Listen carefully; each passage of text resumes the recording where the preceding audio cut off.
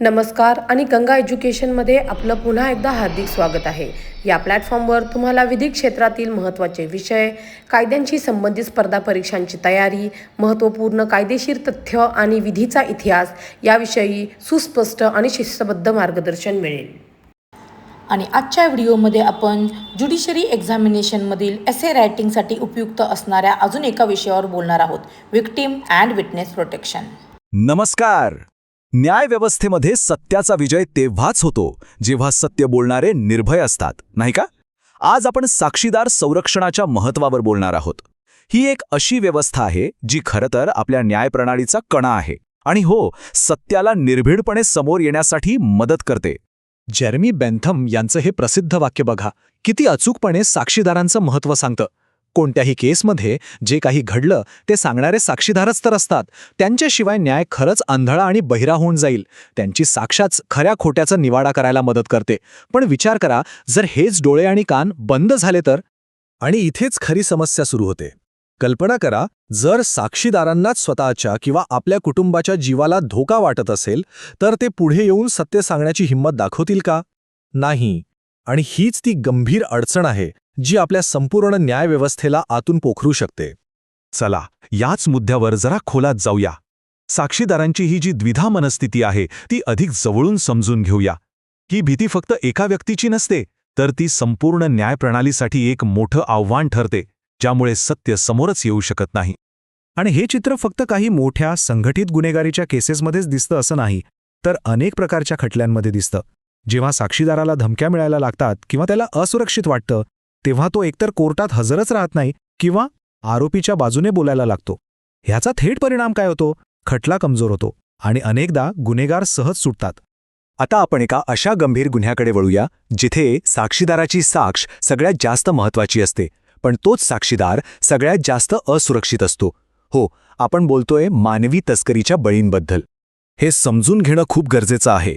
मानवी तस्करीसारख्या गुन्ह्यांमध्ये पीडित व्यक्तीच त्या गुन्ह्याचा सर्वात मोठा आणि जिवंत पुरावा असते.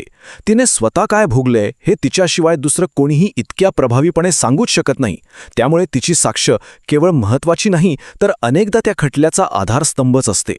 इथे आपण पाहू शकतो की पीडितेचा आघात हा एकाच पातळीवर नसतो, तो अनेक पातळ्यांवर असतो. शारीरिक छळापासून ते तस्करांच्या सततच्या भीतीपर्यंत आणि समाजातला लागणारा कलंकाच्या ओझ्यापर्यंत. या सगळ्या भयावह अनुभवांमधून गेल्यानंतर त्या आरोपीविरुद्ध साक्ष देणं तिच्यासाठी किती जास्त कठीण असेल याची आपण फक्त कल्पनाच करू शकतो. मग या समस्येवर उपाय काय आहे? या भीतीच्या वातावरणात सत्याला बाहेर कसं आणायचं? याचं एकच उत्तर आहे, एक मजबूत आणि औपचारिक व्यवस्था, ज्याला आपण म्हणतो साक्षीदार संरक्षण. हीच ती ढाल आहे जी सत्याचं रक्षण करते. एकदम सोप्या शब्दांत सांगायचं झालं तर साक्षीदार संरक्षण म्हणजे अशी कोणतीही व्यवस्था जी साक्षीदाराला किंवा त्याच्या कुटुंबाला कोणत्याही प्रकारच्या धमकी किंवा हल्ल्यापासून वाचवते, जेणेकरून तो निर्भयपणे मोकळेपणाने न्यायालयात साक्षी देऊ शकेल. आणि ही कल्पना केवळ स्थानिक नाही आहे, तर तिला आंतरराष्ट्रीय स्तरावर मान्यता आहे. संयुक्त राष्ट्रांच्या करारानुसार संघटित गुन्हेगारीला तोंड देण्यासाठी सदस्य देशांनी साक्षीदारांना आणि त्यांच्या कुटुंबियांना संरक्षण देणं बंधनकारक आहे. महत्त्वाचं म्हणजे भारत या करारावर सही करणारा देश आहे. त्यामुळे ही केवळ एक आंतरराष्ट्रीय वचनबद्धता नाहीये, तर आपल्याच नागरिकांना न्याय देण्याची आपली नैतिक जबाबदारी आहे.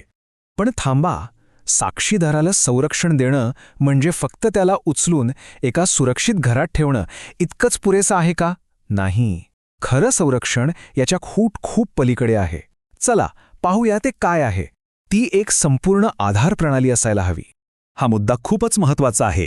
विशेषतः मानवी तस्करीसारख्या गुन्ह्यांमध्ये पीडित व्यक्तीने जो मानसिक आघात सहन केलेला असतो तो खूप खोलवर रुजलेला असतो. केवळ शारीरिक सुरक्षा देऊन आपण त्या व्यक्तीला मानसिकदृष्ट्या साक्षी देण्यासाठी तयार करू शकत नाही. ही स्लाईड बघा, ती आपल्याला संरक्षणाचे दोन अविभाज्य पैलू दाखवते. एका बाजूला आहे भौतिक ढाल, जी हिंसाचारापासून संरक्षण देते, पण तितकाच महत्त्वाचा आहे दुसऱ्या बाजूला असलेला मनोसामाजिक आधार, जो मानसिक जखमा भरून काढतो आणि व्यवस्थेवर पुन्हा विश्वास निर्माण करायला मदत करतो. एक चांगला संरक्षण कार्यक्रम या दोन्ही गोष्टींचा समतोल साधतो. खरं संरक्षण म्हणजे हे सगळं.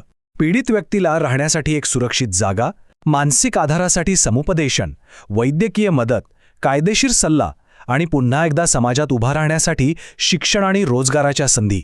थोडक्यात सांगायचं तर संरक्षण म्हणजे त्यांना फक्त लपून ठेवणं नाही, तर त्यांना पुन्हा स्वतःच्या पायावर उभं राहण्यासाठी सक्षम करणं आहे. आता आपण या चर्चेच्या अंतिम आणि सगळ्यात महत्त्वाच्या भागाकडे आलो आहोत. हे सगळे उपाय नक्की कोणत्या विचारधारेवर आधारित असायला हवेत? तर ती विचारधारा आहे पीडित केंद्रित न्याय प्रणाली. याचा अर्थ अगदी सोपा आहे. पोलीस असोत, वकील, न्यायाधीश किंवा इतर कोणीही पीडित व्यक्तीच्या बाबतीत कोणताही निर्णय घेताना सगळ्यात आधी हा विचार व्हायला हवा की यामुळे पीडितेचं भलं होईल का? तिचं हित हे सर्वोच्च प्राधान्य असायला हवं. ही आहेत एका खऱ्या पीडित केंद्रित न्याय प्रणालीची मूलतत्व. तिला संरक्षित होण्याचा हक्क आहे, कारण त्याशिवाय ती बोलूच शकणार नाही. तिच्याशी संबंधित निर्णयात तिचा सल्ला घेतलाच पाहिजे. तिला प्रकरणाची सगळी माहिती मिळण्याचा अधिकार आहे, कारण अज्ञानामुळे भीती वाढते. आणि सगळ्यात महत्त्वाचं, तिची ओळख आणि तिची गोपनीयता जपली पाहिजे. संपूर्ण प्रक्रिया ही संवेदनशीलतेने हाताळली गेली पाहिजे. आणि शेवटी हा एक विचार करायला लावणारा प्रश्न, जर आपली न्यायव्यवस्था त्या सगळ्यात असुरक्षित साक्षीदारांचं संरक्षण करू शकली नाही, जे सत्याचे डोळे आणि कान आहेत, तर आपण खऱ्या अर्थाने न्याय मिळवू शकू का?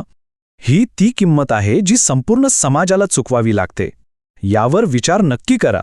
हे सत्र पाहिल्याबद्दल धन्यवाद. हा व्याख्यान उपयुक्त वाटला असल्यास कृपया लाईक करा, शेअर करा आणि गंगा एज्युकेशनला सबस्क्राईब करा. अशाच महत्त्वपूर्ण कायदेविषयक व्याख्यानांसाठी आमच्याशी जोडलेले रहा.